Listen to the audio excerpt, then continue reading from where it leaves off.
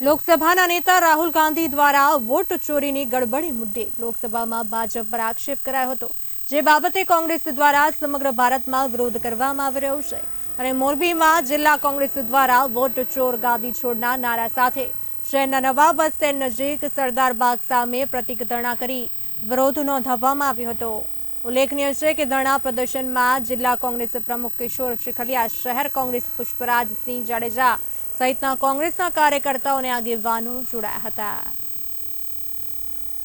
ગુજરાત પ્રદેશ કોંગ્રેસ પ્રમુખ અમિત ચાવડાની સૂચનાથી મોરબી જિલ્લા કોંગ્રેસ અને શહેર કોંગ્રેસ દ્વારા આજે મોરબી નવા બસ સ્ટેન્ડના ઓમ શાંતિ ગ્રાઉન્ડમાં સુભાષચંદ્ર બોઝની પ્રતિમાની બાજુમાં જે કોંગ્રેસ પક્ષની લોકસભાના નેતા રાહુલ ગાંધી દ્વારા જે વોટ ચોરીની ગરબડી મુદ્દે જે લોકસભામાં એમને જાહેરાત કરી, એમને જે પ્રૂફ સાથે જે રજૂઆત કરી છે કે આ વોટ ચોરીની ગડબડી થઈ છે અને એ ગડબડીના અનુસંધાને